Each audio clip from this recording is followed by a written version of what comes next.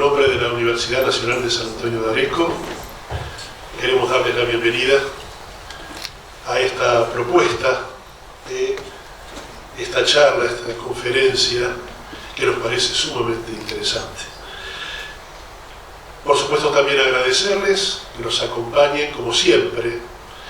Siempre nos han acompañado desde el comienzo en todas nuestros emprendimientos, en todo aquello que necesitáramos justamente de la educación y de los distintos niveles educativos.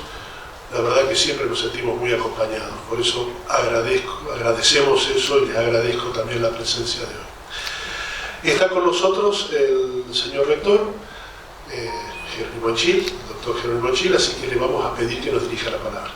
Buenas tardes, bienvenidas, bienvenidos. La preocupación y la ocupación en los temas de la docencia, de la enseñanza, del aprendizaje, creo que es el factor común que tenemos todos los que estamos hoy acá dispuestos a compartir este momento con esta mirada del salto hacia adelante. Muchos hemos aprendido en estos 2 años de pandemia un curso acelerado de montones de cuestiones didácticas, pedagógicas, de cómo es el aula y de cuestionarnos el sistema que ya hoy podemos decir tradicional, que se da en las universidades y que se da probablemente en los demás niveles de la educación. Pero hay algunas personas que lo venían planteando desde mucho tiempo antes, tal es el caso de Mariana, y por eso estamos muy contentos y por eso supongo que tendremos tanta presencia de todos ustedes para escuchar los desafíos, los cambios, las dudas que probablemente hayan sufrido algún factor catalizador con estos 2 años tan complejos y tan difíciles para todos. Pero me parece que es un tema abierto y es un tema que nos obliga a todos los docentes, a todos los colegas a reflexionar, a mirar, a ocuparnos del proceso que se da dentro de nuestras aulas con los jóvenes, con las personas que se acercan, y creo que ese es el verdadero desafío. Felicito a Natacha, que es la responsable de articulación con los otros niveles de la educación, que siempre está con iniciativas, que siempre está planteando acciones en conjunto y que me parece que hoy ha logrado convocar una figura que esperemos nos abra a todos la mirada y nos ayude a hacer mejor nuestro trabajo en las aulas. Así que vas a hacer una presentación un poco más formal y ya te dejamos, Mariana, acá. Muchas gracias.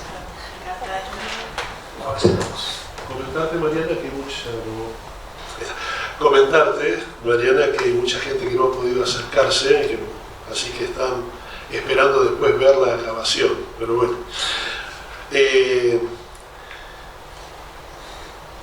leer todo el currículum de la doctora Mariana Macio sería demasiado y sería restar tiempo justamente a su disertación. Pero sí yo quería notar o nombrar justamente que es doctora en educación, magíster y especialista en didáctica y licenciada en Ciencias de la Educación por la Universidad Nacional de Buenos Aires, Universidad de Buenos Aires, profesora titular regular en Educación y Tecnologías del Departamento de Ciencia de la Educación de la Facultad de Filosofía y Letras de la UBA, directora de la Maestría y Carreras de Especialización de Tecnología Educativa,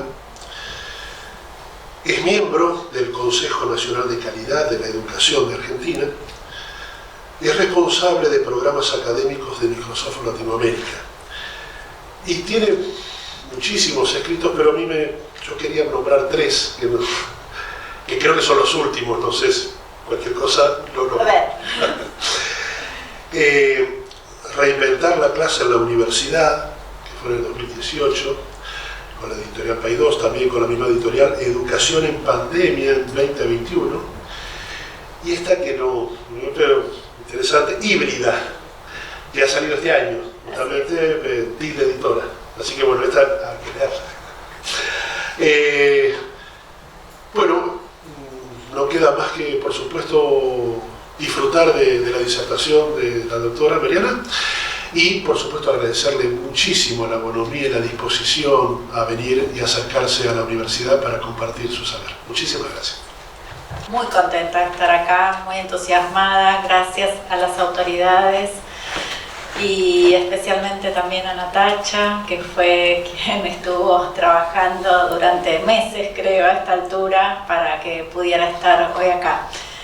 Celebro la presencia de ustedes y especialmente, permítanme decirlo, de quienes se están formando como docentes.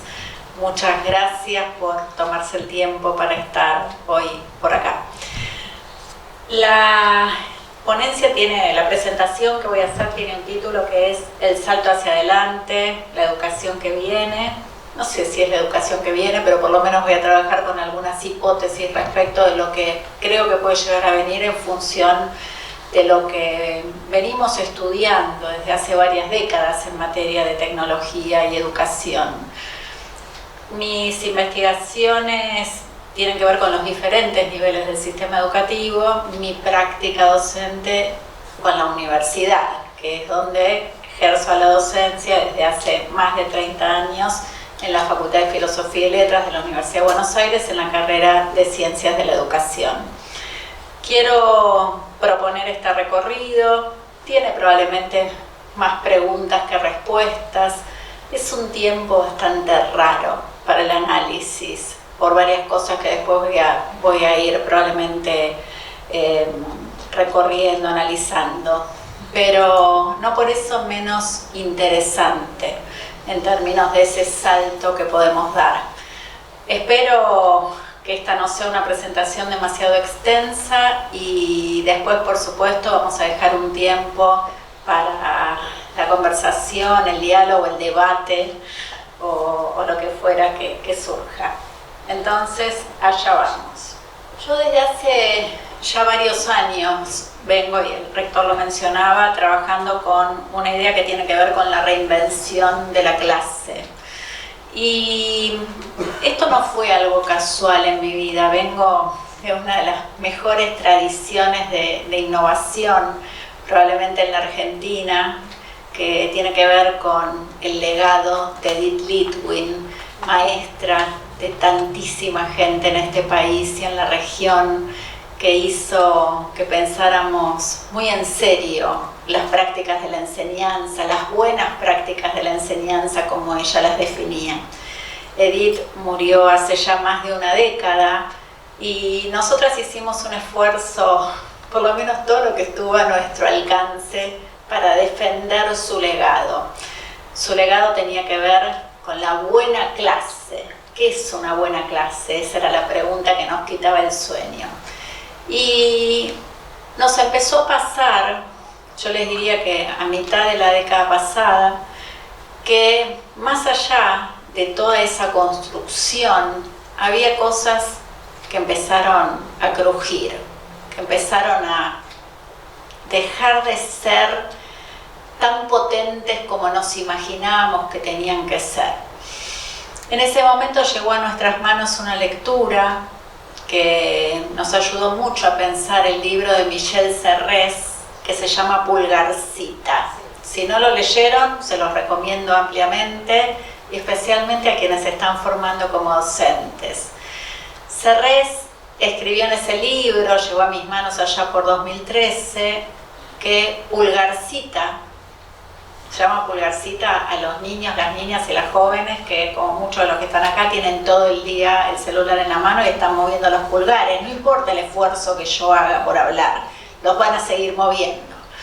Entonces, Pulgarcita, escribió Serres, no tiene la misma cabeza, no quiere escuchar la página dicha, el libro que habla.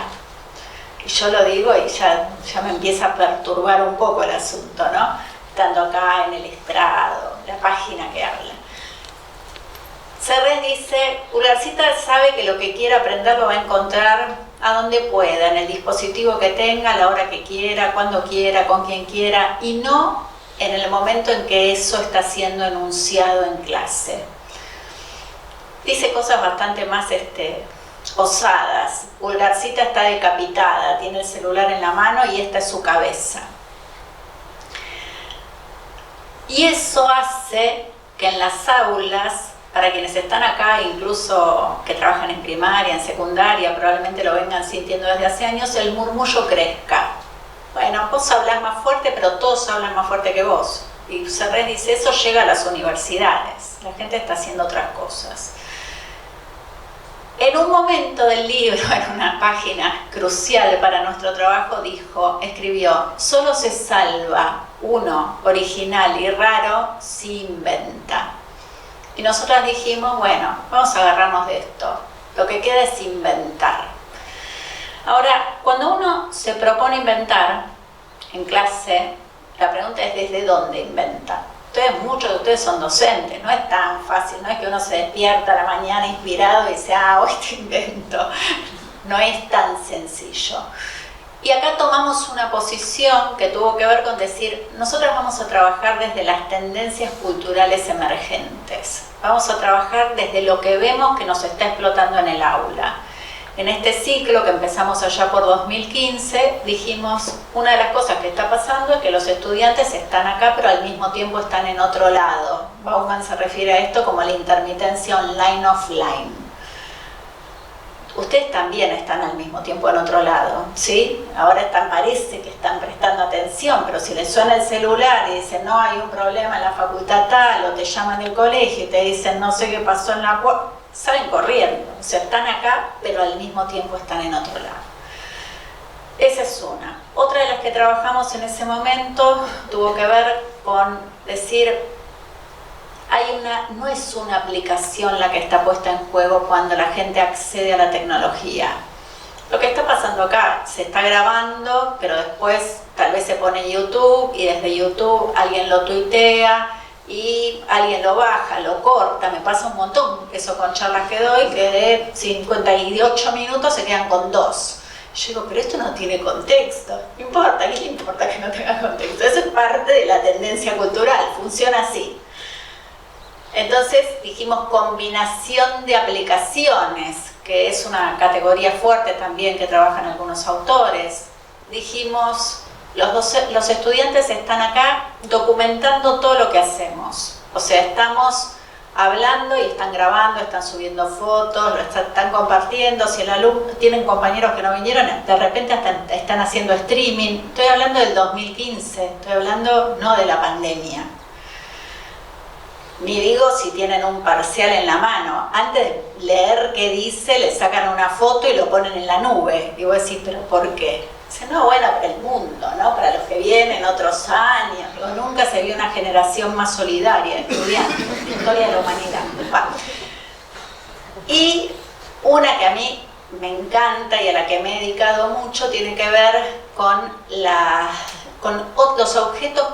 los objetos culturales contemporáneos, como los videojuegos, los museos en muchos casos, las series de televisión, que alteran la forma de narrar, donde ya no es esa secuencia que Edith Litwin denominó lineal progresiva, donde primero pasa esto, después pasa esto, después pasa esto, sino que todo va a los saltos, ¿no? Por ejemplo, y hay caminos que uno puede elegir. Entonces dijimos, vamos a hacer esto en nuestras clases. Tenemos 4, después tendremos otras, después vamos a trabajar con esto. En cada clase tiene que haber una expresión de estas tendencias culturales, en la forma en que la pensamos, en la forma en que la trabajamos. Por supuesto, cuando uno hace esto, lo tiene que documentar, porque las clases empiezan a hacer cosas bastante distintas de lo que eran. Entonces hay que documentarlas, hay que estudiarlas, hay que reconstruirlas analíticamente. Y después uno se da cuenta que cuando logró hacer todo eso, las tendencias cambiaron. Entonces hay que volver a hacer ese ejercicio prácticamente todo el tiempo, y yo me refería a esto como didáctica en vivo. Tener un estudio bastante cercano, un reconocimiento de qué es lo que está cambiando a nuestro alrededor y poder pensar que esto es un lugar de inspiración para una clase distinta. Eso hizo que nuestras clases fueran muy distintas, en un punto que a veces nos sorprendían a nosotras, ¿no? Eso no quiere decir que se hayan hecho a escala. Eso quiere decir que bastante gente que adoptó esta idea de didáctica en vivo empezaron a pasar cosas muy interesantes. Por ejemplo, muchas que nos dejaron afuera del aula. En algún momento empezamos a pensar cuáles son las razones para quedarnos hoy adentro, porque se nos ocurrían muchas más razones para estar siempre afuera, para pensar en la línea de rediseño del espacio físico de la que hablábamos hoy acá con el rector, línea que trabaja, por ejemplo, Rosanne Bosch. Empezaron a pasar otras cosas. Estaban buenas, yo estaba contenta. Ahora bien, hasta escribí un libro. Enero de 2020. Piensen un segundo a ver si se acuerdan qué estaban haciendo en enero de 2020. Yo estaba estudiando porque a mí el primer cuatrimestre me estresa un montón y ya en enero estoy pensando cómo va a ser la materia en el primer cuatrimestre. Y había leído un libro que también me cambió, me produjo una suerte de cimbronazo. Es este libro de Alessandro Barico, que dicho sea de paso, mañana habla en el Colón, fíjense, tremendo personaje Barico, mañana da una charla en el Teatro Colón en Buenos Aires, que es un escritor conocido por sus novelas, pero también un interesante analista de la cultura. Había publicado en 2019 la versión en español de este libro que se llama The Game, en el que sostiene que desde hace varias décadas nosotros estamos viviendo algo que denomina una revolución mental. Una revolución mental. Él dice que esa revolución mental no es tecnológica, es cultural. Es un salto tremendo en la cultura, que empezó cuando dejamos de jugar al metegol. Eso vale para las 10 primeras filas. Cuando dejamos de jugar al metegol y empezamos a jugar Space Invaders, ¿sí? Que es un juego del siglo pasado. ¿Por qué? Porque ahí se nos abrió la pantalla. Y la pantalla que nos conducía a todo, al mundo, a una experiencia muy rica, distinta, amplia. Barico habla de la post-experiencia. Y él dice, eso cambia la configuración sujeto, ¿no? Hombre, pantalla, teclado, mujer, pantalla, teclado, empieza a ser como la nueva configuración, que vuelve a cambiar el día que nos ponen un celular inteligente en la mano, y entonces ya sale el teclado de la ecuación y es esto, la pantalla en la mano, y de ahí el juego. Porque incluso él dice, la pantalla con esta configuración que tiene algo de lo lúdico, es el acceso a todo, prácticamente, así lo plantea. Dice, esto hizo que empezáramos a vivir en un mundo que tiene una doble fuerza motriz, física y virtual. Esto lo dice antes, lo escribe antes de la pandemia, física y virtual. Y eso es la realidad. La realidad ya no es esto físico, es física y virtual al mismo tiempo. Entonces yo me preguntaba, mientras escuchaba por ahí Wuhan, murciélago, mercado, decía, ¿cómo vamos a hacer para que nuestra experiencia en clase, aún viniendo del campo de la tecnología educativa y de la educación a distancia, sea al mismo tiempo física y virtual? Esta era la pregunta que a mí me quitaba el sueño. Barico no me daba mucha chance porque lo que decía, lo que escribió en este libro, notoriamente, es que los docentes no lo entendíamos. Decía, los docentes celebran un gol cuando algo les sale bien sin darse cuenta que el partido está detenido por el referee hace tiempo. O sea, durísimo, durísimo. Dice, esto no pasa en todos los planos de la cultura. Hay otras experiencias culturales, por ejemplo, la de las series de televisión, pero podríamos decir la de los videojuegos, la de los museos inmersivos, entre tantas otras, que entendieron la revolución mental. Y acá yo elegí una serie, Dark. ¿Vieron Dark? Sí. Bueno, es como uno aprende didáctica viendo Dark más que leyendo libros de didáctica. Lo digo, habida cuenta que escribo libros de didáctica. Uno cuando cuando mira Dark, a priori no entiende lo que está pasando. Tiene que encontrarse con otra gente, se encuentra con otra gente en las redes, discute, empieza a mirar, te lo resumo, y vos decís, pero todo eso pasó, además los actores saltan en el tiempo, los personajes son distintos actores según el tiempo, y de una complejidad cognitiva inusual. Entonces yo digo, o sea, nosotros decimos, nuestros estudiantes tienen problemas de comprensión, perdonen estudiantes, pero es una cosa que solemos decir los docentes, tienen problemas de comprensión. Pero resulta que después comprenden objetos muy complejos a través de esfuerzos colaborativos, por ejemplo. Y ese es el modo en que se construye el conocimiento en la contemporaneidad. Quienes hacemos investigación también construimos objetos presuntamente complejos a través de esfuerzos que son colaborativos hoy a una escala global. Entonces, mi pregunta es, ¿cómo nosotras podemos generar construcciones de esta complejidad, pero que además provoquen este efecto que provoca una serie de estas características? Lo único que querés es verla, o sea, entender qué pasó y seguir mirando. Bueno, el tema me vuelve tan loca que escribimos un libro sobre este tema, está libre en Fundación Telefónica, se llama Clase Fuera de Serie, que es un ejercicio interesante porque además lo hicimos en la pandemia en un seminario de la maestría. Es un libro escrito por 63 personas, creo, trabajando en el punto más álgido de la pandemia, aislados, etcétera, etcétera, y mirando series. La pregunta era, ¿cómo hacemos para generar fenómenos culturales de estas características desde las aulas?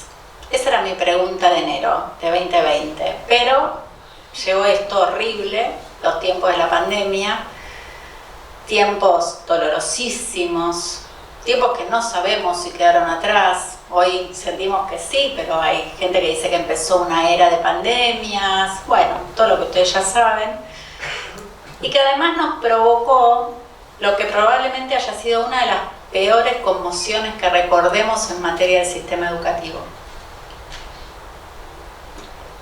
Esta universidad estaba empezando y entonces golpea de diferentes maneras, pero no hay nadie que haya quedado exento de este golpe, de esta conmoción. Yo muchas veces digo, el aula 144 vacía es mi peor pesadilla, ¿no?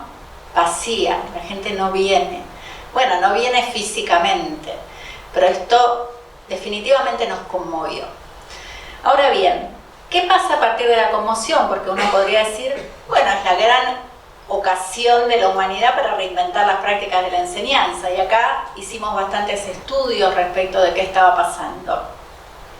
Entonces dijimos, bueno, fundamentalmente, ¿cuáles son las cosas que se están repitiendo en las prácticas de la enseñanza? Una primera, muy importante y es clave para el resto de la presentación, es que hay ciertas condiciones que se alteraron, condiciones que parecían imposibles de cambiar en las instituciones educativas. Se alteró el espacio, evidentemente. No había que estar en el aula física para generar una propuesta educativa. Se alteró el tiempo. En nuestras investigaciones, docentes y estudiantes sostienen que el tiempo es lo que más se alteró, más que el espacio. Uno no sabía dónde estaba parado, ni qué hora era, ni qué hora. La gente dice el tiempo se solapó, se sobrecargó, se desmaterializó, se pegoteó. Tengo, nombres de todo tipo para esto que sucedió. Una alteración interesante cuando uno piensa que, por ejemplo, en la universidad no todos aprendemos al mismo tiempo. Esa es una idea que creemos que todavía funciona, hace rato que no funciona y estamos todavía tratando de resistir. Se alteró el currículum. Hubo un gran consenso a nivel nacional, incluso en el Consejo Federal de Educación, para decir el currículum hay que priorizarlo. Una gran noticia. Yo, en reinventar la clase en la universidad, había ya dicho, no podemos reinventar nada si no tenemos un currículum minimalista. ¿Sí? Un currículum que nos permita abordar lo actual, que nos permita abordar lo relevante, que nos permita pensar hacia afuera en horizontes de transformación. Si vos tenés una materia, me peleé con un decano hace poco, tenés una materia que tiene, no sé, 200 temas y 50 capítulos de libros, o sea, no hay manera de que puedas abordar lo relevante, lo contemporáneo, lo inclusivo. Un currículum minimalista, un currículum priorizado, como admitido por todo el mundo. Y se empezó a alterar la evaluación, a pesar de que hubo mucha gente que se dio cuenta que las evaluaciones eran bastante malas, lo digo así, perdón primera fila, que eran bastante malas y que entonces la única manera de implementarlas virtualmente era poner muchos más sistemas de control. Esas fueron una de las cosas que pasaron y hubo tremendos problemas por esto, cuando en realidad lo que la pandemia genera en estas condiciones alteradas es una posibilidad enorme de empezar a decir, che, hagamos evaluaciones que tengan más sentido que lo que tienen las evaluaciones, que además son la dimensión más expulsiva del sistema educativo. Bueno, podría parecer que acá emerge una casi, no diría una revolución pedagógica, pero un incipiente movimiento de renovación pedagógica. No necesariamente. En la primera parte de la pandemia lo que predomina es el esfuerzo de poner a disposición, y está bien porque dijimos seguimos educando, tenemos que seguir educando. La gente que tenía aulas virtuales en instituciones de más larga data hacía 20 años salió corriendo a preguntar a dónde está mi aula virtual. Y hace 20 años que tenés un aula virtual a disposición y sin embargo nunca la habían usado. Pero el aula virtual era para subir cosas, subiste, bajaste, te lo pudiste bajar, te lo descargaste, si te lo descargaste me lo pasás, y mucha tarea individual, ¿no? También manda ejercicios, manda problemas, manda casos, subí tarea, como hay algo interesante, ¿no? No deja de ser propio de este tiempo en términos de tendencia cultural, dejar las cosas on demand. Pero desde el punto de vista pedagógico tiene bastante poco peso plantear así esto, que yo en algún momento dije, paren de revolear PDFs, y parece que fue una de las cosas más contundentes que dije. Rarísimo, porque con todo lo que dije, me la pasé 2 años hablando, y el momento más alto fue no revoleen. Bueno, estábamos revoleando. Después viene un momento en el que predomina lo sincrónico. Si hay una posibilidad de hacer una videollamada, un Zoom, un Teams o un Meet o lo que fuera, entonces hay una clase. Pero resulta que en esa clase, aparece lo que en la televisión educativa de la década de 1970 se denominaba el gusto parlante. Alguien que habla, a veces sola, porque ni siquiera sabe si hay alguien del otro lado. Habla. Gente que decidía, por ejemplo, que si tenía un teórico de 4 horas tenía que tener un Zoom de 4 horas, pero darle. Y después se preocupaban por el síndrome de las cámaras apagadas. Y bueno, pero ¿para qué la vas a tener prendida si no hay nada para que hagas del otro lado? Y además la pregunta es ¿por qué no haces un video, por ejemplo? ¿Por qué no lo haces corto, ya que estamos? Bueno, pero esto es lo que predomina en la primera parte del año. Muchos docentes entrevistados dijeron, bueno, pero nunca pensamos que esto iba a durar 2 años.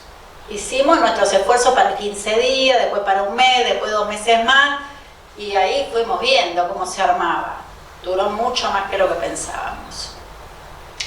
Mientras tanto, sucedía lo que Franco Berardi define como una mutación, un cambio en nuestro modo de vida, que es una marca tremenda en nuestra subjetividad, yo creo que en unas maneras que todavía no terminamos ni de estudiar, mucho menos de entender. Un cambio en la historia, no es el primer cambio en la historia, pero es un cambio que empieza a generar un movimiento en muchos sentidos estructural, en nuestras formas de vivir, en nuestras formas de relacionarnos, en nuestras formas de trabajar. O sea, en todos los planos hoy de la sociedad uno podría ir a mirar, identificar algunas de estas transformaciones. Mientras tanto, es interesante porque también se da el movimiento de alteración de las tendencias culturales.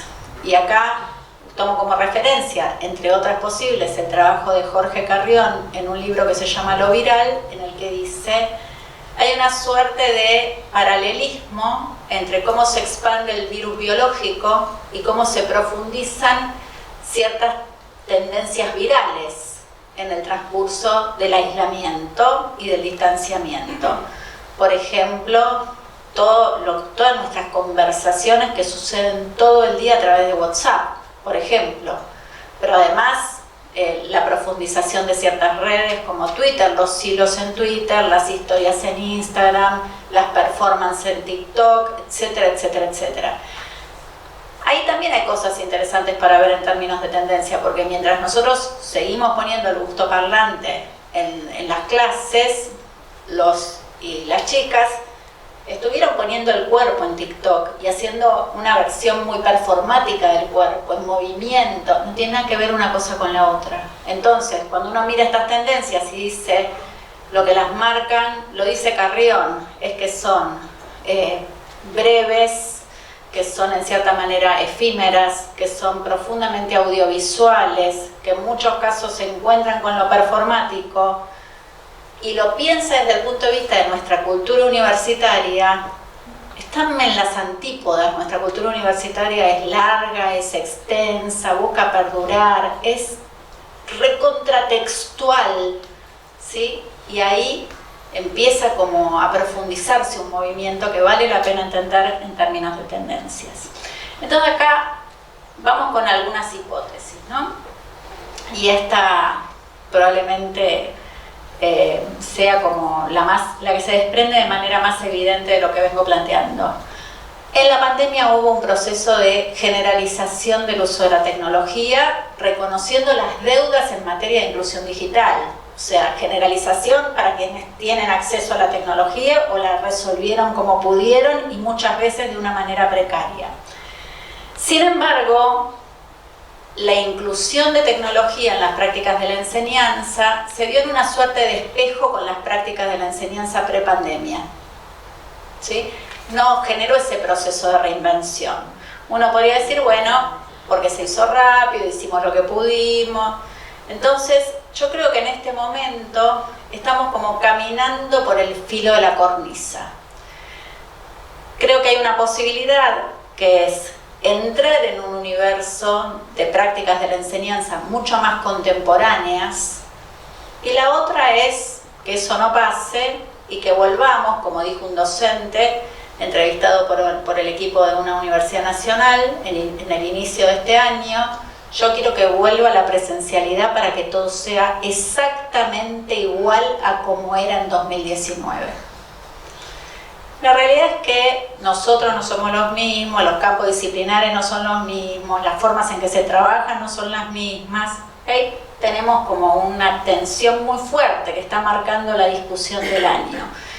Y creo que hay algo interesante en términos de polo de transformación, de dónde viene la energía transformadora, que es que en muchos casos viene de los estudiantes y de las propias presiones que generan los estudiantes sobre el sistema, cuando dicen, no, bueno, pero ¿para qué vamos a venir? ¿Sí? Y uno puede decir, bueno, porque estás obligado a venir porque la modalidad es presencial, y sí, pero esto no quiere decir que no se estén generando como prácticas que todavía tal vez no están tan visibles, situaciones de más presión, etcétera, etcétera. Acá recojo algunos testimonios de estudiantes, digo, esto refiere a universidades con más años claramente, pero que dicen, adelanté en 2 años de pandemia más que en una década de cursada. Y ahí hay quienes sostienen, y me parece que es válido escucharlo, bueno, estábamos encerrados, no estábamos haciendo nada, o muchos estaban teletrabajando, eran otras condiciones, no se perdía tiempo en viajes, pero hay algo de esto que configura, me parece, una base necesaria para el análisis. Mientras tanto, hay muchas instituciones, especialmente en las universidades, que se empiezan a plantear escenarios de hibridación.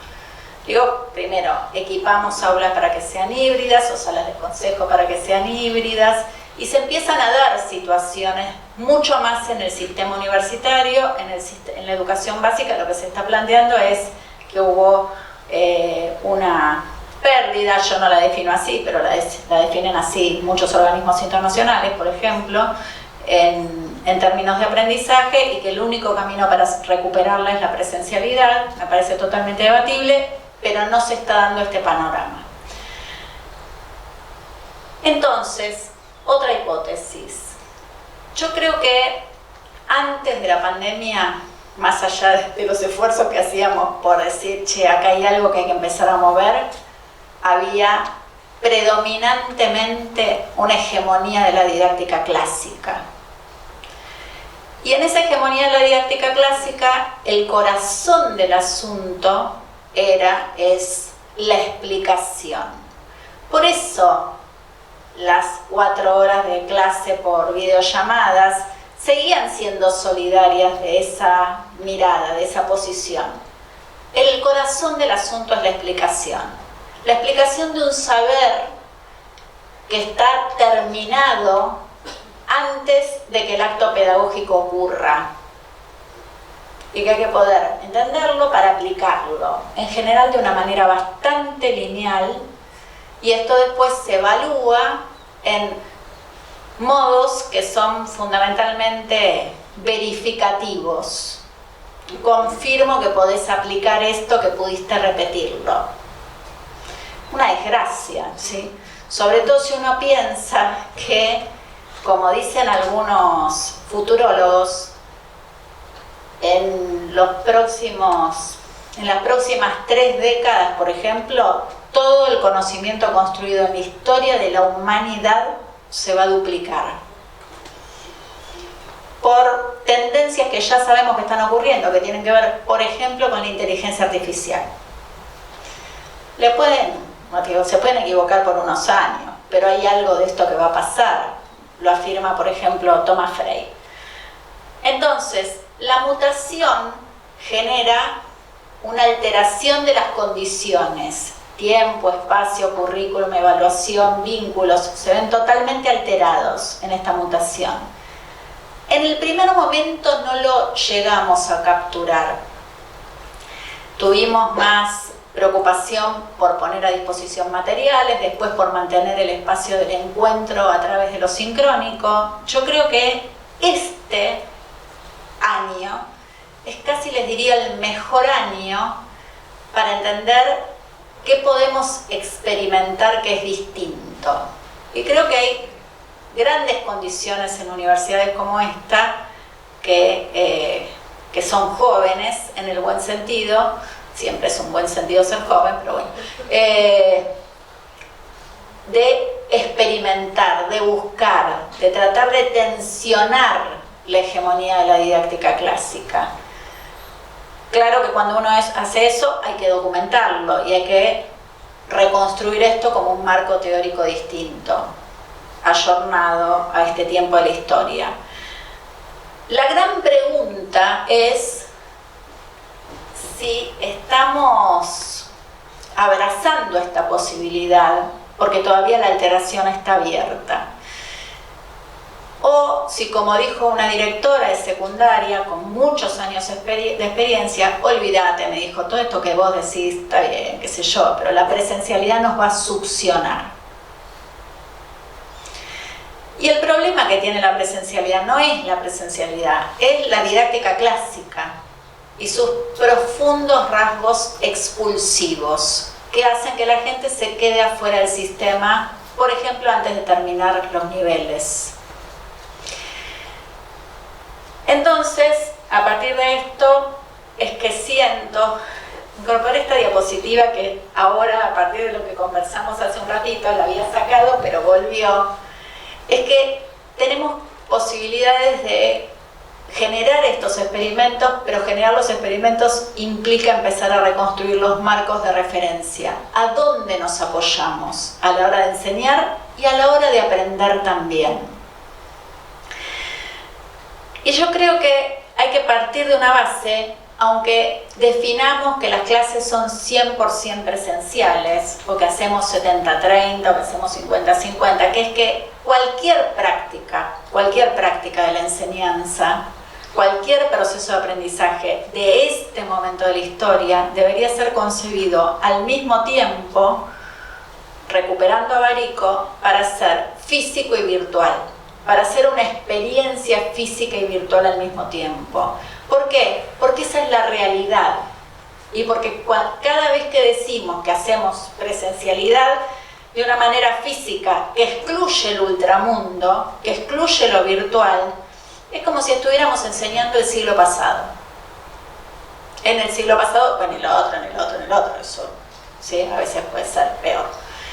Entonces, lo primero, pensar que la post-experiencia que caracteriza este momento tiene estos dos motores. Lo segundo, que me parece que viene como anillo al dedo en un contexto como el de la universidad, como el de esta universidad. Pensar, y acá recupero ciertamente a Freire, que cualquier práctica educativa debería estar orientada por un horizonte de transformación. ¿Qué vamos a cambiar en la vida de la gente? Pero no que vamos a cambiar cuando consolidemos la línea de investigación y generemos conocimiento original, cuando hagamos I+D y generemos patentes que se usan en toda la región. No, ¿qué vamos a cambiar desde cada práctica de la enseñanza? ¿Qué vamos a hacer en las prácticas de la enseñanza que hacen que nuestros estudiantes, a la vez que aprenden, por ejemplo, generen intervenciones en la vida comunitaria que mejoran la calidad de vida de la gente y generen otros modos de pensar y generen categorías de análisis que son originales? Y yo creo que eso es totalmente posible en las aulas si actualizamos nuestros marcos, ¿no? Y volvemos nosotros a pensarnos en esta situación. Creo en este sentido que hay un desplazamiento del corazón que va de la explicación a la producción, aulas en las que se crea, en las que se prototipa, en las que se diseña, en las que se construye, en las que se sueña, permítanme decirlo de una manera un poco más romántica. Y hay otras posibilidades. Pensar que el mundo puede ser distinto, pero que desde acá, hoy, vamos a estar haciendo algo para que ese mundo sea distinto, desde cada clase. Cuando uno se ubica en la línea de producción, sale de esa lógica individual, que es totalmente solidaria de la lógica expulsiva, y empieza a pensar en colaboración y en trabajos que nuestros estudiantes llevan adelante, no con una colaboración que de todos modos sucede para ver cómo pueden realizar mejor el parcial presencial, estando en Discord, contestando cada uno la pregunta que más sabe. Disculpen chicos, pero sabemos todo acá, o todo lo que podemos, sino porque la colaboración está instalada como matriz de la propuesta pedagógica. Y eso también redimensiona el encuentro. ¿Para qué nos vamos a encontrar? Bueno, no nos vamos a encontrar para que nos expliques. Nos vamos a encontrar para generar esta creación, asumiendo que en la universidad, entre otras cosas, la gente es grande, va a ir a leer y si no puede lo vamos a acompañar, pero que no ese es el centro del asunto, que repitas lo que dice el libro. No es para eso nuestro nivel ni ninguno de los niveles. Entonces, ¿para qué nos encontramos? ¿Qué hacemos que cada encuentro sea una experiencia que vale la pena? Que vos quieras estar en clase de la misma manera que te querés ir corriendo para ver una serie o para jugar o para seguir en Instagram. ¿Qué experiencia cultural puede crear la clase para que todos deseamos estar en ella? No solo los estudiantes, también los docentes. Los docentes también salimos golpeados de la pandemia, cansados y agotados, y muchos frustrados con la profesión, y necesitamos reencontrarnos con esa pasión que provoca una clase en la que, entre otras cosas, no sé qué puede llegar a pasar, algo que me sorprenda. Y creo que esto también mueve la línea de la evaluación, porque cuando uno tiene estudiantes que están permanentemente en un modo en el que producen, discuten, debaten, formulan, reformulan, exponen, validan con gente que está afuera, lo vuelven a plantear, ya sabemos cómo está el proceso de aprendizaje, o por lo menos tenemos bastantes pistas. No tenemos que estar esperando a que llegue el día del parcial para controlar si están leyendo. Sabemos si saben. Sabemos quiénes no vienen, quiénes vienen, quiénes... nos damos cuenta, se corre el eje de la evaluación, que además, de nuevo, si lo dejamos funcionando y no lo tocamos, deja mucha gente afuera. Empezamos a generar, digo, propuestas más ensambladas, propuestas que, a ver cómo estoy con el horario, propuestas que van articulando lo físico y lo virtual, no lo presencial, lo físico y lo virtual, lo individual, lo colectivo, lo grupal, ese momento de construcción con algún momento de explicación, ese encuentro necesario con 15 días de debate en Discord, porque ya que están en Discord, vamos a Discord, o donde sea que estén, vamos a ir a Twitch si hace falta, vamos a buscar donde haga falta.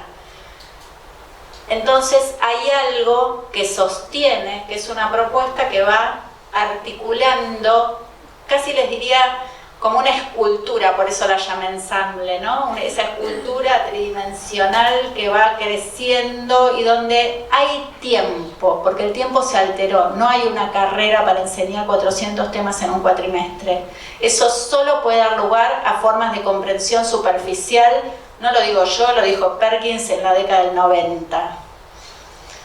Entonces, ¿cómo generamos esa matriz de construcción creativa que para mí es una apuesta interesantísima para hacer como sistema educativo, como universidades e institutos de formación docente especialmente?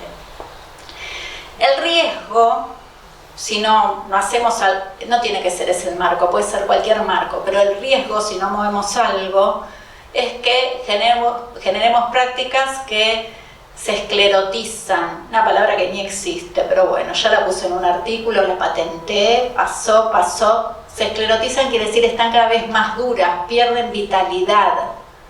Hacemos de cuenta que están bárbaras, pero no están bárbaras.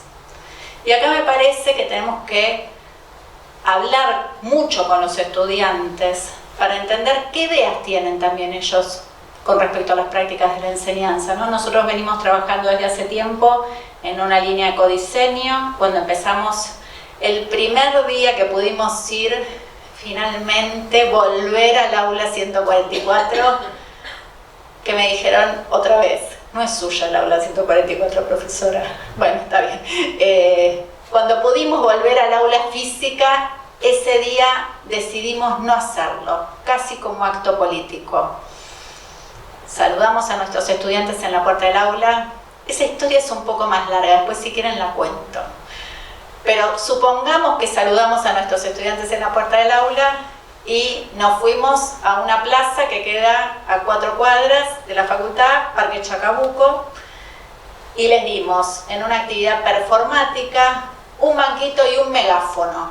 Y en el espacio de lo público les dijimos: queremos primero que nos digan cómo están, qué les pasó, cómo están viviendo esta vuelta.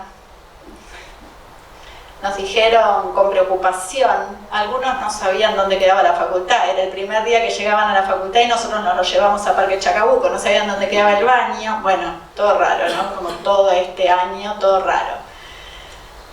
Pero nos dijeron que querían saber para qué venían. En nuestro caso, muchos viajan 2 horas para venir, 2 horas de ida, 2 horas de vuelta. ¿Para qué vamos a venir? ¿Qué va a pasar acá que es distinto de lo que pasó en los últimos 2 años? Y eso nos generó un compromiso tremendo con cada lunes que nos encontrábamos, decir: esto tiene que valer la pena, esto tiene que valer la pena.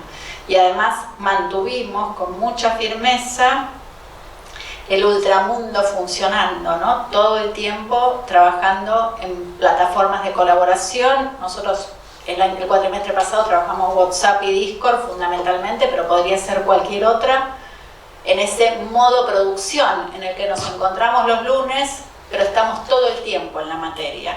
Acá, para quienes son docentes, podrán decir, y es una discusión para dar, pero esto no genera sobrecarga. Depende cómo lo miremos, depende cómo lo abordemos, depende cómo planteemos también la colaboración al interior de los equipos docentes. Y si no hay equipos docentes, entre docentes. Ese fue nuestro inicio cuatrimestre. Y lo hicimos con el convencimiento de que este es un momento de la historia en el que tenemos que dar un salto hacia adelante, un salto que nos permita ir hacia unas prácticas de la enseñanza más relevantes, más contemporáneas, fundamentalmente más inclusivas, que sean capaces de retener a nuestros estudiantes en el sistema, pero de la mejor manera.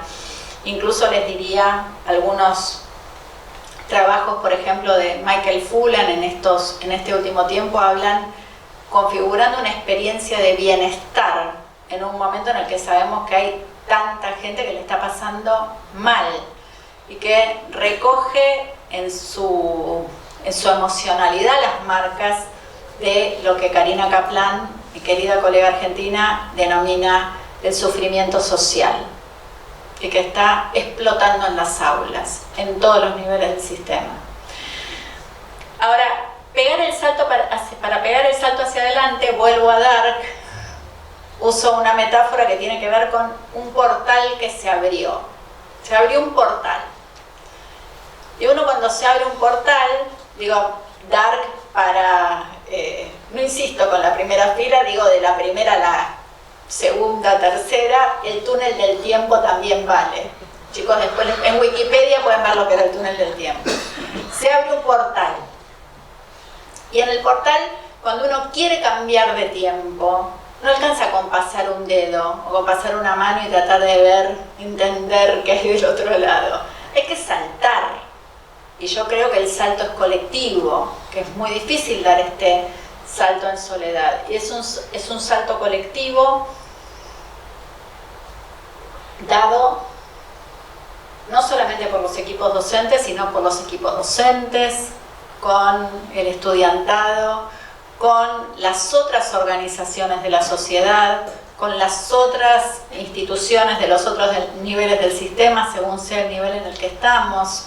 Un salto que nos permita generar experiencias de aprendizaje que sean más ricas, que sean más profundas, de nuevo, que sean enclavadas en este momento de la historia y pensando en el futuro, que tengan fuerza transformadora. Y bueno, a esto dedico mi último libro, Híbrida, Enseñar en la Universidad que no vimos venir, que recorre una serie de dimensiones que, como las fui de alguna manera tomando, las voy a pasar un tanto rápido, pero que no quiero dejar de comentarlas. La primera tiene que ver con el mundo, este mundo tan difícil en el que nos toca vivir. Saskia Sassen dice que el mundo es profundamente expulsivo, microexpulsivo. Sassen dice, nosotros no llegamos a ver quién se fue porque son microexpulsiones, ¿no? Te vas quedando afuera. Y pienso en toda la gente que se queda fuera del sistema educativo, tal vez por una prueba. Y que no llegamos a entenderlo, porque no llegamos a veces a verlo. Porque verlo implica estar muy atento, y a veces las condiciones de las organizaciones, no es este el caso, pero muchas veces las organizaciones no llegan a ver esto, no llegan a sostenerlo, a cambiarlo. Un mundo de mutación, un mundo de supervivencia. Una de las maestras más grandes que tenemos en Latinoamérica en materia de currículum, la mexicana Alicia de Alba, dijo en el inicio de la pandemia que para los sobrevivientes de la COVID-19 iba a requerirse una operación pedagógica radical, así lo definió, capaz de abordar de una vez y para siempre los temas que tienen que ver con la paz, con la lucha por cambiar la pobreza, que tiene que ver con las cuestiones de género, que tiene que ver con la perspectiva feminista. Y me parece que hay algo importante para tomar en esta idea, ¿no? Porque las hegemonías no son solo las hegemonías de la didáctica clásica en materia curricular. Me parece que el portal que se abre también nos permite tener una mirada, por ejemplo, para dar un ejemplo, antipatriarcal, que marca en tantos sentidos nuestro currículum.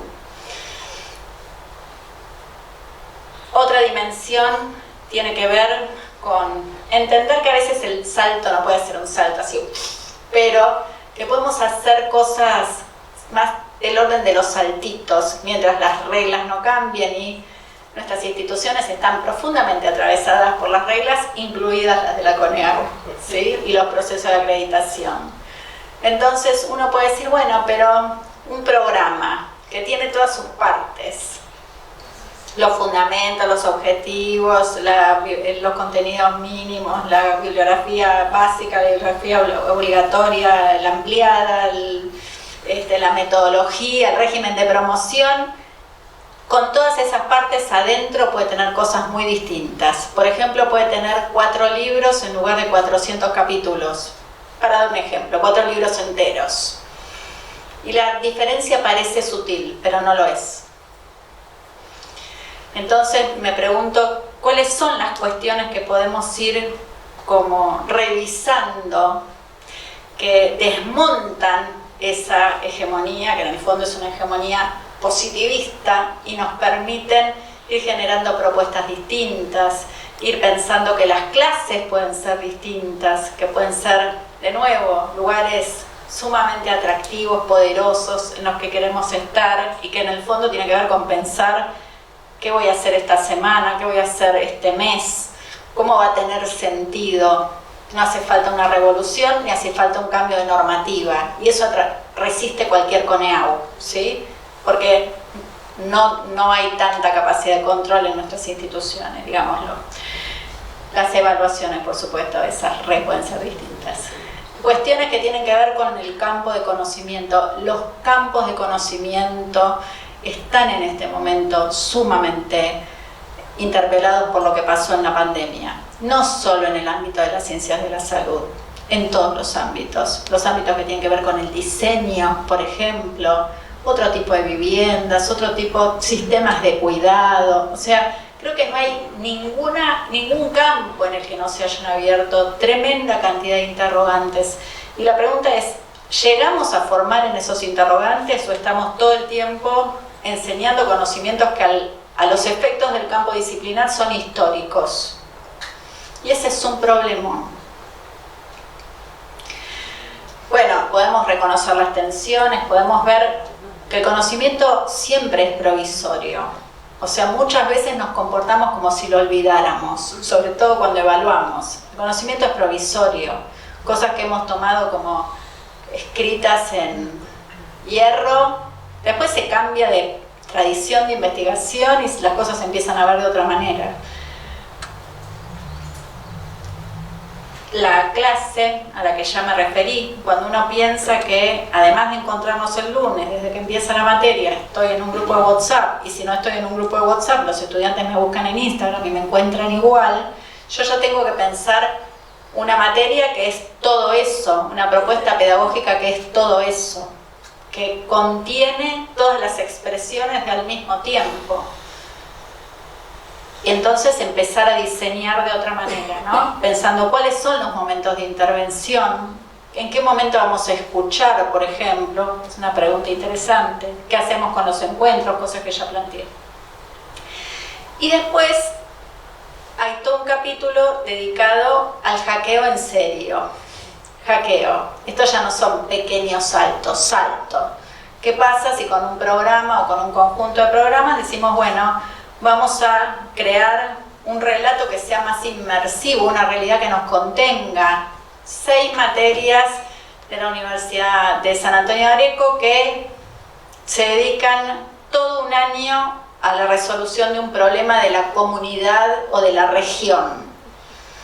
Y esa es la lógica que nos contiene, ¿sí? Pero eso es un relato que hay que crear, una realidad inmersiva, una articulación, una alteración en términos de recorrido. Ya no va a ser esta materia hace esto, esta materia hace esto, esta materia hace esto. Eso es un salto en serio. Y hay universidades que están pegando esos saltos, ya desde antes de la pandemia. Por ejemplo, el TEC de Monterrey, que es una universidad privada, pero una referencia interesante, hizo una modificación de plan ya hace unos años que tiene 6 materias básicas y el resto de la materia está organizado, el resto de la carrera está organizado por retos. y la gente trabaja con problemas sociales, con problemas del sistema productivo y generan unas alteraciones en los recorridos que además no son de trama individual, o sea, no son de trama individual.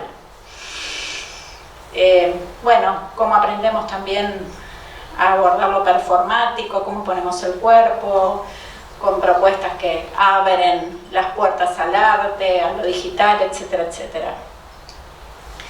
¿Cuál es nuestro nuevo hábitat, no? Creo que esa es una pregunta interesante para hacernos. ¿A dónde vamos a vivir las propuestas pedagógicas en los próximos años?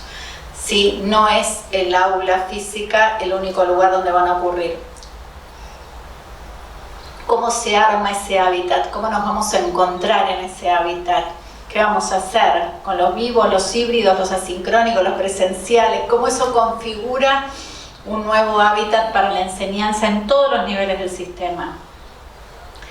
Y para quienes hablan, ya casi termino, para quienes hablan de metaverso, ¿no? Que parece ser la gran tendencia cultural que viene, o una de las grandes tendencias culturales que viene, esta posibilidad de crear un mundo virtual paralelo, como si dijéramos la universidad, ya tienen metaverso, ya hay un metaverso. Nadie tiene metaverso, no se estrese. O muy pocos están pensando en hacer, pero ya se empieza a plantear, ¿esta universidad va a tener un metaverso?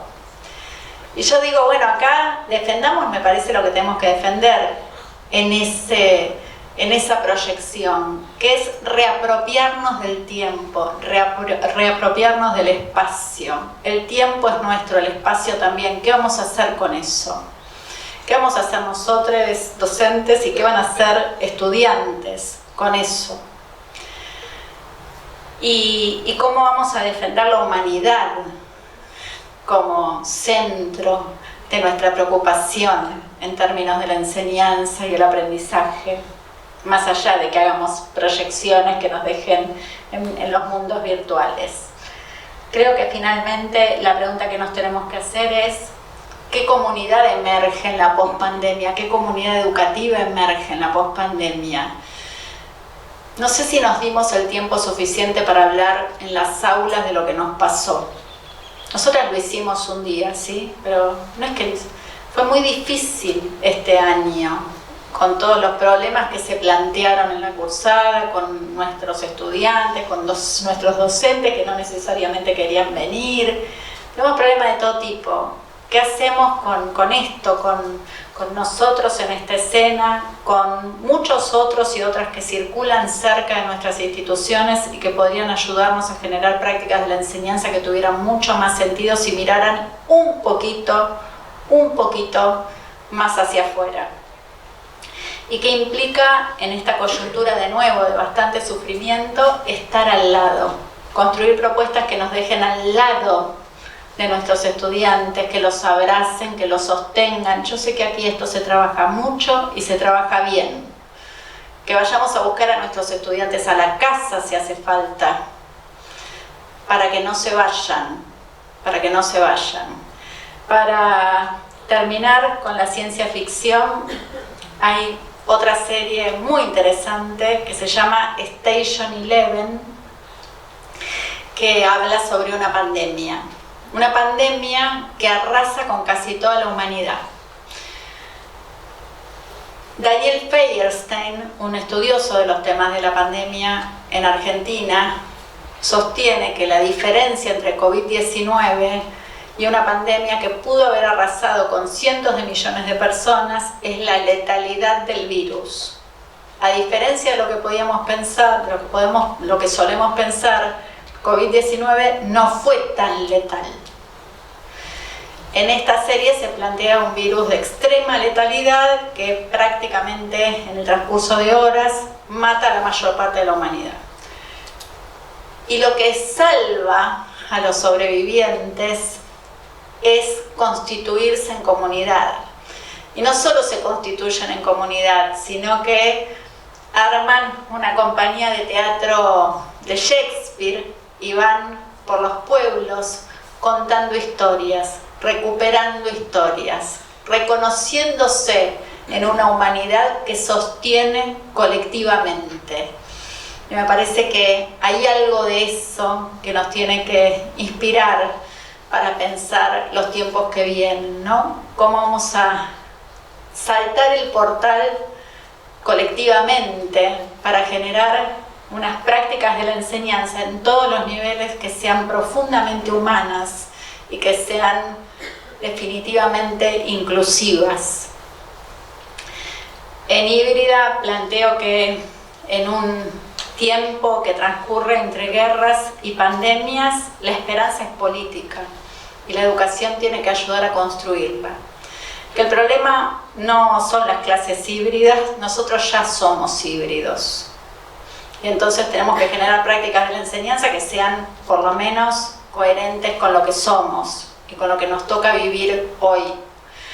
Y planteo además que es como un tiempo de pegar un salto, no porque eso sea más sofisticado ni más moderno, sino porque tenemos que garantizar el derecho al egreso, volver a instalar la preocupación por el derecho al egreso en todos los niveles del sistema educativo.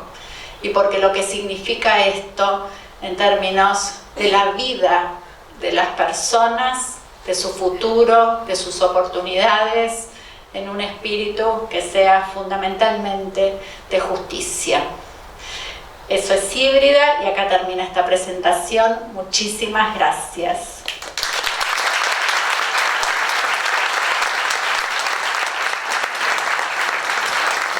Vení, así te ven. El nuevo ciudadano de San Antonio de Areco, si te conocen. No, te sale re bien. No, para nada, no estaba preparado para esto, así que... bueno, nada, antes que nada agradecerte, Mariana. Yo siempre que te escucho, no es la primera vez, me voy haciéndome preguntas y mientras te escuchaba, yo soy docente de lengua y literatura, investigo cuestiones de didáctica, soy de letras y pensaba, ¿no?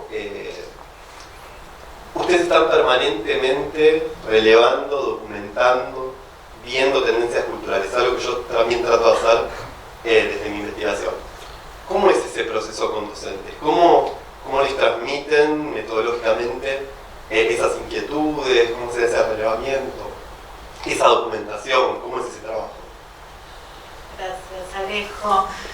Bueno, yo creo que acá hay varias cosas para plantearlo. La primera es que uno tiene que estar atento, ¿no? Y eso no quiere decir que quienes tenemos mi edad, por ejemplo, nos vayamos a meter de cabeza a jugar videojuegos o a estar todo el día en Twitch viendo qué está pasando.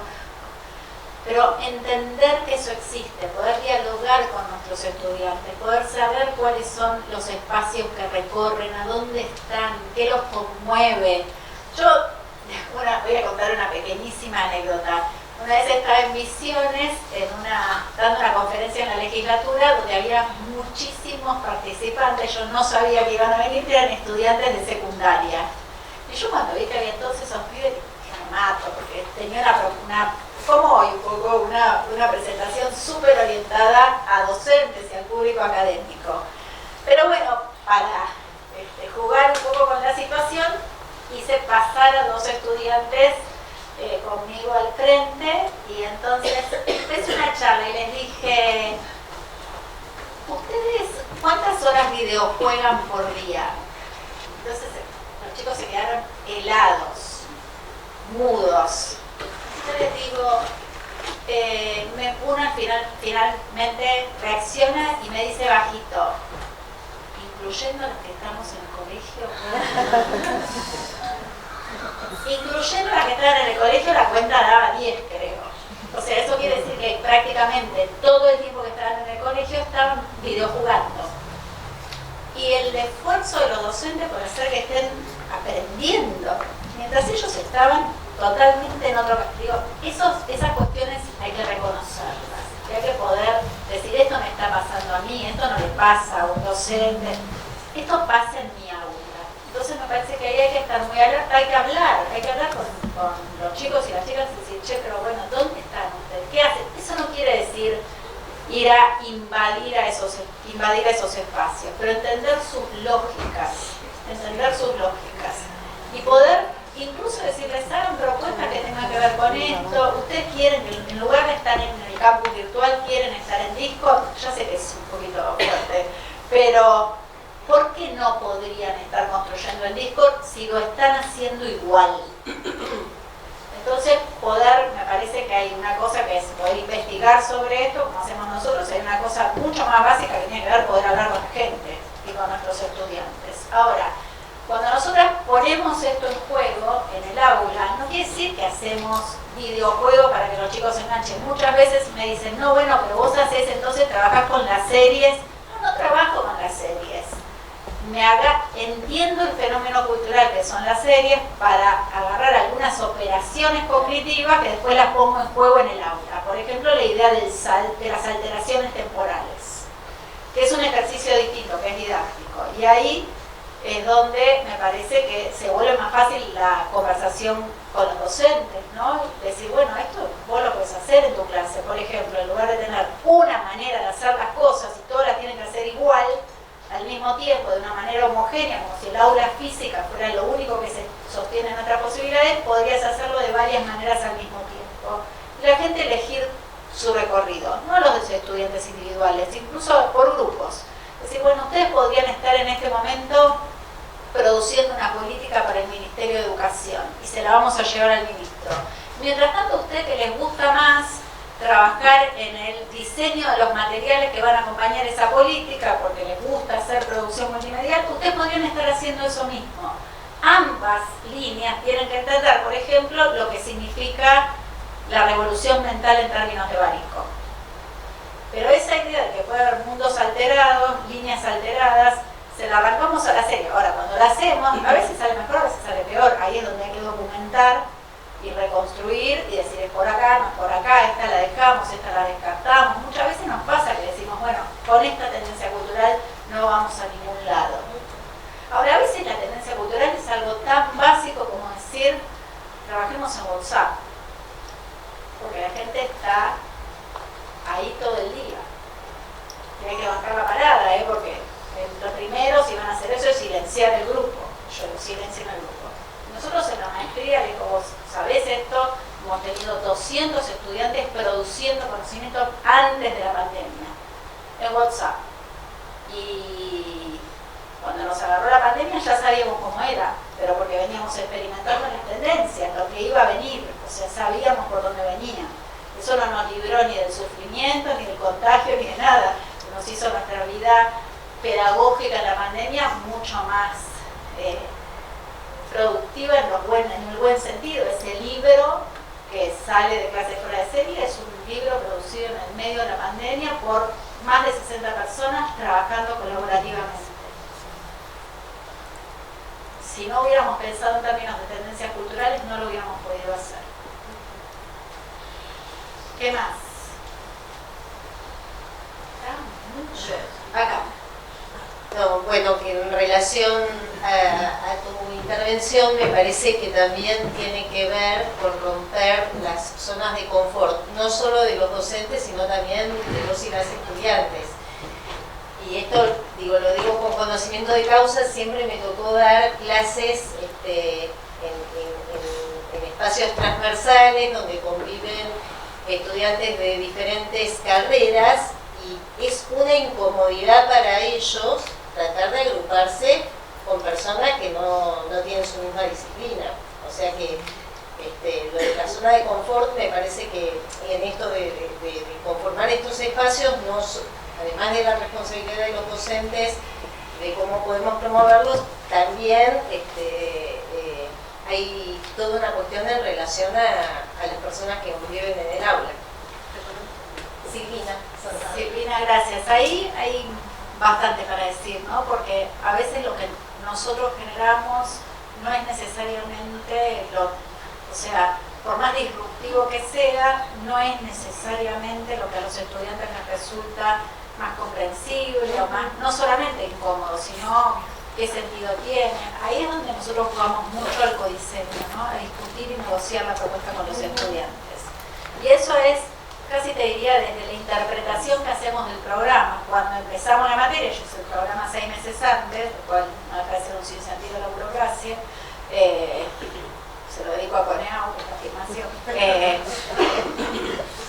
Creo que tenemos que poder hablar del programa con los estudiantes y decir, bueno, ¿cuál es, por ejemplo, el horizonte de transformación que vamos a abordar? ¿Y cómo querrían llegar ahí? ¿Y qué querrían? ¿Cuáles son los énfasis en estos temas que podríamos llegar a hacer? Ahí tenemos nosotros puesto mucho ecodiseño. Y ahí, digo, hay discusiones fuertes y lo que siempre pasa, creo que cuando llegamos a un acuerdo, los estudiantes después se mantenan con esa propuesta, lo dan todo, ¿sí? Nosotras en la pandemia dijimos, no sabíamos ni si había clase, porque la facultad estaba bastante incierto todo, pero finalmente un día arrancamos la materia y dijimos, ¿cuál es el problema de la tecnología educativa en este momento? Bueno, que el Ministerio tampoco tiene la menor idea de qué hacer frente a una pandemia en términos de política de tecnología educativa. Dijimos, bueno, en 15 días vamos a reunirnos con una autoridad del Ministerio de Educación y vamos a presentar una propuesta para un bosquejo de una política educativa. Los chicos y las chicas agarraron marico y en una semana se lo sabían de memoria, pero porque tenían que presentar al Ministerio. Vino al día 15, vino la que entonces era directora de Educación Secundaria, Laura Penaca, y estábamos en condiciones de discutir. Cuando terminamos toda esa línea de proyecto, que llevó más de un mes, y les preguntamos, al final de la materia les preguntamos a los estudiantes, che, ¿qué onda? ¿Qué les pasó? Dijeron, fue lo que más nos sostuvo, porque cuando no había certeza sobre nada, nosotros sabíamos que teníamos que hacer un laburo en serio. Y salieron de esa manera, de esa materia, tecnólogos educativos y tecnólogas educativas, muchos se fueron directamente a trabajar. Después terminaron su carrera, pero tienen trabajo como tecnólogas educativas y tecnólogos educativos. No quiero decir con esto que todo sea tan sencillo de implementar. Lo que digo es, hay como una visión donde si tenemos un acuerdo fuerte sobre que en este barco, que es esta práctica de la enseñanza, estamos todos, la gente a veces le lleva una clase, 2, 3, pero después estamos todos. Y la idea es que nos quedamos todos y que terminamos la materia todos. Nosotros empezamos la materia y decimos, la terminamos todos a como sea, ¿no? Y hacemos más esfuerzo con algunos y acompañamos más y los llamamos y los vamos a buscar, que creo que es lo que hacen también acá. Y si hay más tiempo, más tiempo, lo que sea. ¿Qué más? Pero ¿cómo no? Inés, una pregunta que va para otro lado totalmente. Yo vengo del lado de la ciencia, pero las herramientas que nombraste eran muchas de redes sociales. Sí. Y yo quería saber si habían tenido la necesidad de incorporar alguna otra herramienta digital o de programación, algún software o programa para dictar las materias. No, pero Porque no, bueno, perdón, sigo. En la parte técnica, nosotros el esfuerzo que hicimos fue de quizás materias que no tenían uso de software, de programas específicos, intentar incorporarlos. Y quería saber si era una buena, o qué opinabas vos. a ver, me parece que acá, Inés, gracias por esta pregunta, que es súper interesante. Yo tengo mi primera investigación, digo, así como lo que conduce el corazón de mi tesis de doctorado, trabaja la categoría de inclusión genuina, ¿sí? Que me parece que vale la pena retomar en este momento. La inclusión genuina tiene que ver con aquellos docentes que, casi te diría, siendo pioneros, son los primeros que se suben a ciertas olas tecnológicas. Cuando les preguntamos por las razones por las que toman esa decisión, los docentes dicen porque estas son las tecnologías que ya están en la trama de construcción del conocimiento disciplinar. Y esto se ve desde, tengo por ejemplo casos en farmacia y bioquímica, en farmacia de farmacocinética, tengo casos de simuladores en farmacocinética, todo el tema de software asistido por computadora como AutoCAD en el campo de la arquitectura, etcétera, etcétera. Entonces, estos docentes hacen elecciones que tienen razones epistemológicas y me parece que eso es totalmente relevante, porque miran ya sea lo que impacta en el campo investigativo o en el campo profesional y dicen yo no puedo dar la materia si no enseño esto, porque ya no sería la materia en este momento de la historia.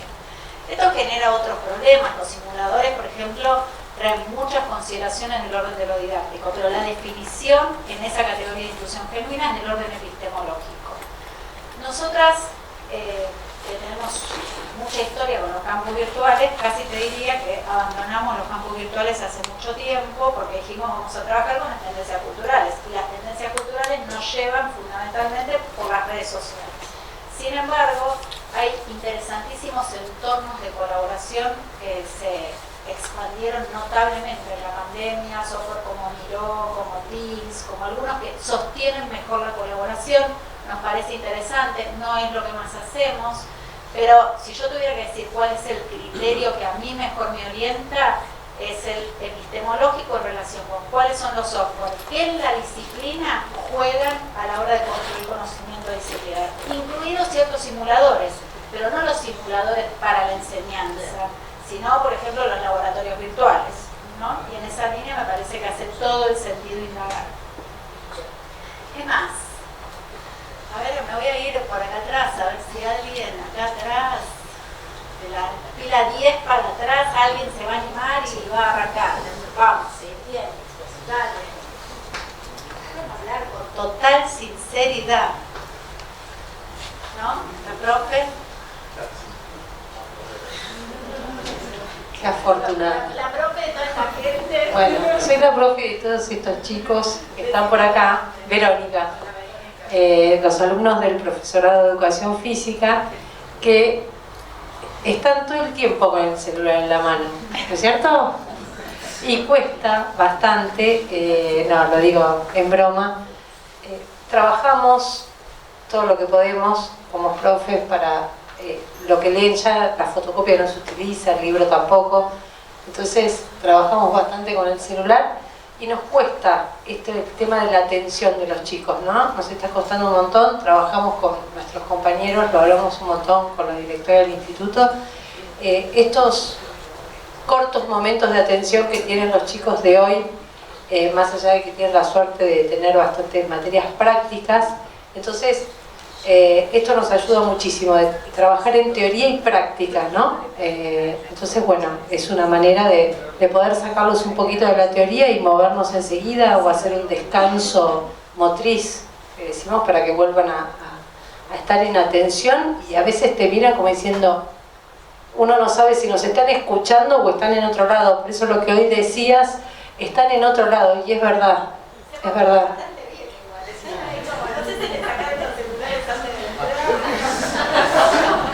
Pero bueno, cuesta. ¿Alguno quiere decir algo?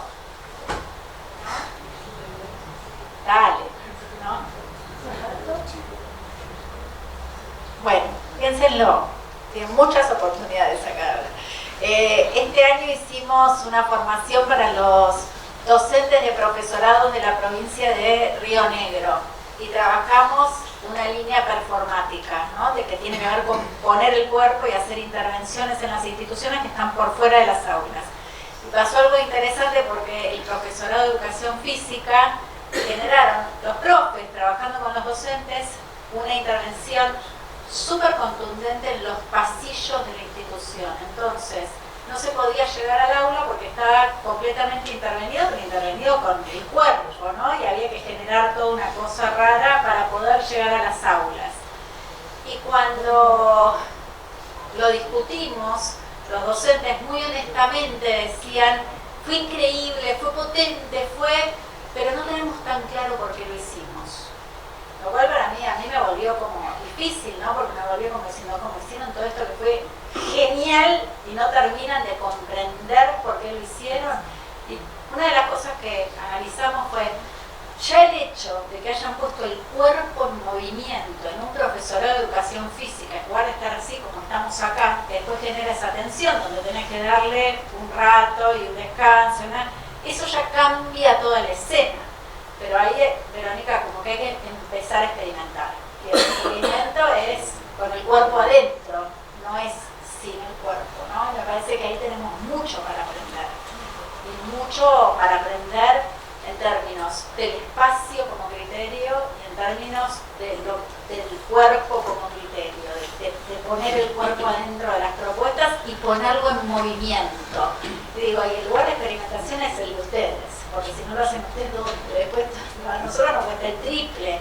Y después pensaba, mientras te escuchaba, todo lo que hay para hacer en términos Ustedes sí que tienen software de entrenamiento, simulaciones, todo lo que se puede ver en los millones de videos de YouTube en relación con el deporte. O sea, me parece que hay muchísimo que está pasando en el ámbito de la salud en relación con el cuerpo, del arte en relación con el cuerpo. Creo que es el mundo mismo para trabajar, Verónica, además de tensar sobre la base de lo establecido. Está genial, pero me parece que hay un salto impresionante posible, que yo creo que hay que pegarlo con ellos adentro, ¿no? También con sus ideas, reconociendo lo que están haciendo todo el día con el celular, qué les interesa de eso traer a la práctica de la enseñanza, un mundo por descubrir, hermoso.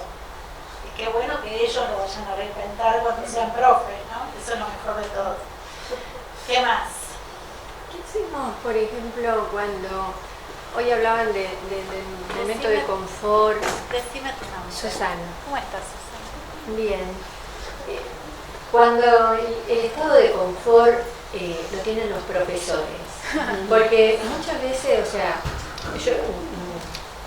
nosotros somos un grupo, compartimos esta mirada, esta cuestión de acercarnos muchísimo al estudiante, ver qué les pasa, bueno, ver cómo los motivamos, los llevamos y demás, pero siempre hay grupos reticentes o esto de no querer salir del estado de confort de colegas y esto hace que no sea un movimiento uniforme por ahí. Sé que se tarda, pero bueno. Sí, yo creo que no es un momento en el que nos tengamos que demorar mucho, por eso lo del salto. Susana, creo que si tuviera que pensar en las últimas, no sé, conferencias que di en los últimos 3 meses, esta es la pregunta que más se repite. Esta es la pregunta que más se repite. Y la posición que estoy teniendo, digo que no es la que tuve siempre, pero es la que tengo en este momento, después de mucho pensarlo, es que hay que tener una estrategia de seducción, de invitar a nuestras propuestas. Porque el que resistió hasta acá, el que dice yo quiero volver a la presencialidad para volver a 2019, que todo sea exactamente igual a como era, muy difícil que se sume solo. Pero me parece que si nosotros decimos, mira, yo estoy generando este movimiento que genera Verónica, por ejemplo, ¿sí? Y quiero que vengas a verlo y que dé feedback. O vamos a hacer una presentación, quiero que vos seas quien sea jurado de mi propuesta. O necesito una validación de experto, vení y compartí. O mis estudiantes escribieron este documento después de trabajar 2 meses colaborativamente, pero queremos que vos lo corrijas y lo pongas en público. Como traernos algún aspecto de nuestra propuesta, porque me parece que no alcanza con toda la capacitación que los pedagogos hacemos hace décadas, no alcanza con las decisiones institucionales. Estoy como pensando en el último tiempo que en esta historia de que el salto es colectivo, esta gente tiene que tener un lugar. Me parece que a ese lugar llegan por invitación, pero con una cosa así seductora.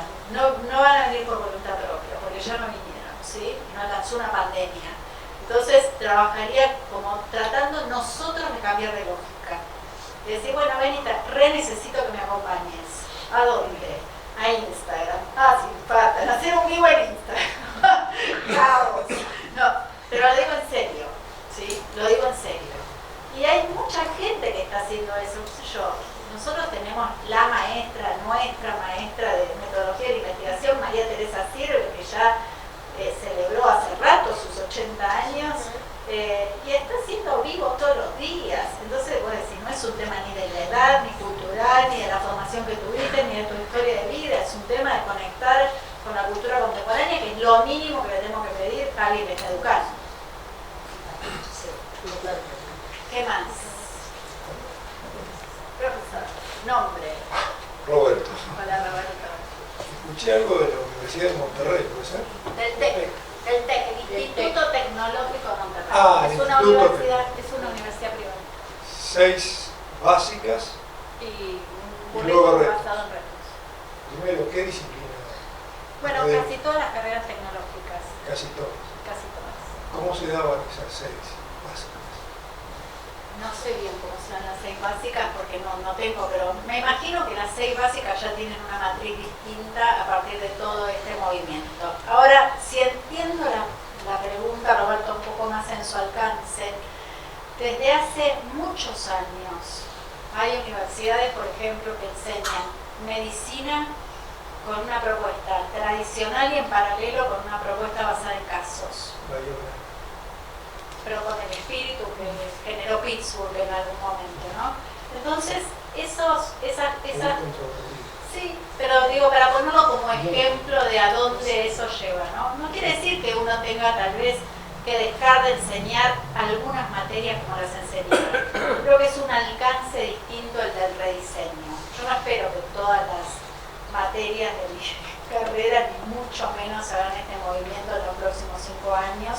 Una reforma del plan de estudio nos tomó, creo que 25 años, por lo cual soy modesta desde el punto de vista de las aspiraciones. Pero me parece que eso no justifica no pensar que podemos generar propuestas mejores que las que tenemos. Porque hay un problema con las que tenemos. Primero, que expulsan, muchas, no todas. Y segundo, que no son tan relevantes a medida que pasa el tiempo, pero además que son enlatables. Digo, esto más probablemente menos cercano para las preocupaciones de los jóvenes que nos acompañan, pero para quienes hacen política universitaria, digo, una materia que es totalmente expositiva, que tiene una rutina de ejercicios, que tiene unas evaluaciones que son en general de respuesta cerrada, y así sucesivamente, en cualquier momento la van a poder hacer en cualquier otra universidad que no es esta. ¿Sí? Porque va a venir una competencia feroz en el nivel superior a partir de los procesos de hibridación. Y ahí ya hay como razones políticas para empezar a pensar qué es lo que uno ofrece, que es distinto de lo que se puede ofrecer en cualquier lado altamente estandarizado, que es una de las preocupaciones que circulan, ¿no? Respecto a la mercantilización. Pero yo digo, no hagamos propuestas que sean mercantilizables. Entonces me parece que ahí son varios como los planos que se juegan, Roberto, digo, con casi todas las preguntas abiertas, ¿no? Ninguna cerrada. Mi nombre es Rodrigo, soy estudiante de la carrera de licenciatura en Gestión Ambiental y quería hablarle un poco de cómo vivimos nosotros en un proceso de pandemia, cuando comenzamos la universidad y actualmente ya me encuentro terminando el proceso de esta carrera que estoy haciendo. Y hablaste de muchas tecnologías que hoy en día se aplican, como el metaverso, como el Discord, entre otras que los jóvenes también conocemos. Y me pasa en que, bueno, he aprendido demasiado en los primeros años y en este proceso de pandemia, no culpo que sea la pandemia ni el dictado de la clase, sino que al momento de aprender virtual, yo digo, bueno, ahora que lo tengo que llevar a la práctica, ¿cómo es?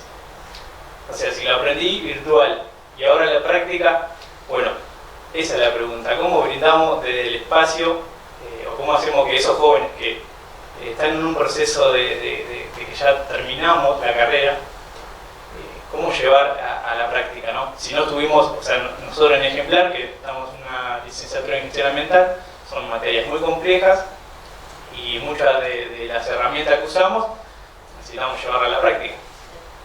Y ese proceso no lo tuvimos porque, bueno, no nos podíamos juntar, solamente virtual, y bueno, a veces nos costaba un poco. Y hoy nos estamos adaptando a esto. Y otra de las preguntas que tenía para hacerte, ¿cómo ves si esto sigue en un proceso que vamos a pasos agigantados por tecnologías? ¿Y cómo lo ves vos de acá a 5 años si vamos en este proceso? ¿Nos debemos adaptar? ¿Cómo es el cambio? ¿Cómo va a ser? Esa es la pregunta. Bueno, tengo que ir a vivir en San Antonio. No hay lugar ahí, en la casa que están haciendo ahí. Va a haber una habitación. Bueno, gracias. Gracias a vos, Rodrigo, por las preguntas. Respecto a la primera, a ver, Rodrigo, yo voy a decir algo, tal vez suene un poco vueltero, pero no quiero dejar de decirlo.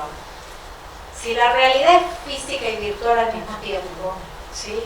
Entonces, esto que ustedes vivieron de alguna manera formativamente los pone en el mundo en que van a vivir, donde probablemente tengas más oportunidades de trabajo que van a ser remotas que oportunidades de trabajo en instituciones donde estás físicamente parado, y aun cuando estés físicamente parado en una institución, todo el ambiente de colaboración, tu manejo de la tecnología, qué sé yo, va a tener que ver en muchos sentidos con la experiencia que viviste en la virtualidad. Eso es lo primero, un mundo que cambió. Me parece que hay algo ahí para capturar en tu preocupación por este tema. Es cierto, y esto es algo que de alguna manera planteé, que durante la pandemia, con las dificultades que nos trajo la virtualidad, hubo un predominio de lo explicativo. Pero eso no deviene necesariamente de la virtualidad. Esa es una decisión pedagógica que puede ser distinta. Lo que pasa es que nos cuesta mucho hacerlo distinto, ¿sí? Y por eso estamos acá pensando que aun cuando uno esté haciendo una propuesta física, virtual o presencial y a distancia, por decirlo de una manera distinta, los componentes de la acción, de la intervención en tu profesión, los tendrías que aprender igual, ¿sí? Lo que pasa es que ahí es donde todavía nuestras propuestas pedagógicas están como amasándose. Ahora bien, hay algo que creo que nos ha pasado en la historia y probablemente te pase a vos también, que es que en el momento en que entres al campo profesional, ahí vas a tener que empezar a conectar todas las herramientas que tienes, que son más conceptuales, que te van a permitir resolver problemas, o generar intervenciones, o diseñar, o generar una política, o lo que fuera. Y esa síntesis que estás buscando, más allá de las condiciones de tu cursada, tiende a darse. Tiende a darse. Te la das un poco a las piñas, pero se da. ¿Sí? No es ideal, pero se da. Y a los estudiantes que no cursaron en pandemia, no les suele pasar algo tan distinto, porque el problema que tenemos es que nuestras universidades todavía les está costando salir de ese cuadro explicativo que vos presentás también para meterse en el plano de la intervención. Gran parte de lo que planteo tiene que ver con esto, pero lo que pasa es que no nos está saliendo todavía tan bien, es lo que tenemos que elaborar. Tu posición es súper fuerte para nosotros que lo miramos desde el lado de la docencia o desde el lado de la gestión, porque es como un reconocimiento de los lugares donde tenemos que mejorar. Y no es por la pandemia, es en general. Entonces, yo lo que diría es esto. Probablemente en la pandemia esto se profundizó, pero no es exclusivo de la pandemia. La síntesis se va a dar, tiende a darse en el momento más cercano a la graduación, a menos que uno tenga un diseño curricular muy alterado, donde se empieza a dar más tempranamente, y eventualmente, y me parece que en cualquier caso, todo ese bagaje conceptual que tenés en este momento empieza a reconstruirse frente a los problemas del campo profesional en el que te vas a insertar. Ahora bien, respecto de cómo veo lo que sigue, yo vuelvo a Barico. Barico escribió un libro que salió el año pasado, que dice que la pandemia es lo que estábamos buscando. Tremendo que alguien diga que la pandemia es lo que estábamos buscando. ¿Por qué? Porque dice que no entendíamos la revolución mental y que entonces la pandemia casi que nos empuja a comprender la revolución mental. La revolución mental no va a parar, no va a parar, se va a profundizar, y se va a profundizar todas las formas que tenemos de digitalización de nuestra vida. La pregunta es cómo vamos a hacer de esto nosotros campos profesionales que sean profundamente humanos, que sean solidarios, que sean empáticos, que sean inclusivos, que sean justos. En una escena donde las tecnologías van a ofrecer muchos desafíos, ¿no? Que tienen que ver, por ejemplo, con el control social, qué va a pasar con la forma de inteligencia artificial.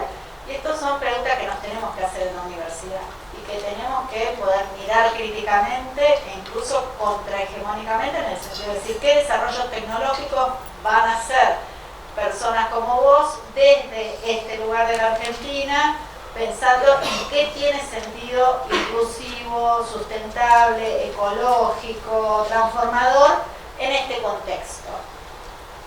Pero vamos a tener que tener una posición muy fuerte y muy crítica para poder generar eso. Me parece que la manera de construirlo es desde tu formación universitaria. Y después desde una alerta, ¿no? Yo me imagino que en los próximos 5 años, si vos y espero que así sea, con todas mis fuerzas, estás plenamente inserto en el mundo del trabajo, creando, interviniendo, diseñando, haya algo de lo que estamos discutiendo acá que quede con fuerza, y es que el tema, la construcción no pasa por la tecnología, pasa por la comunidad, por lo colectivo, por la fuerza que tenemos generando visiones distintas y visiones transformadoras que cambien la vida de la gente para mejor, con una perspectiva política que haga, por ejemplo, que sintamos que la pobreza es un problemón que tenemos que abordar, porque las formas de vida de la gente, que los sectores más vulnerables hay que transformarlas. Me parece que ese es el corazón del asunto, que las universidades nos tenemos que comprometer con eso. Eso es lo que más me preocupa. Gracias, Rodrigo. Bueno, buenas tardes a todos, no los había saludado. Gracias, Mariana, por habernos acompañado. Rápidamente Mariana aceptó acompañarnos en este encuentro, así que es un honor para todos quienes estamos aquí presentes realmente. Y gracias a todos ustedes con quienes venimos trabajando, acompañándonos, articulando con distintas propuestas desde los inicios de la puesta en marcha de la universidad, y realmente, como dije en otra oportunidad, ustedes forman parte también de la universidad, así que los invito, esto que comentaba Mariana, ¿no? de generar estos espacios para vincularnos, para repensar todas estas cuestiones, así que una vez más invitados a estas propuestas. Así que gracias a las autoridades. Ahora sí.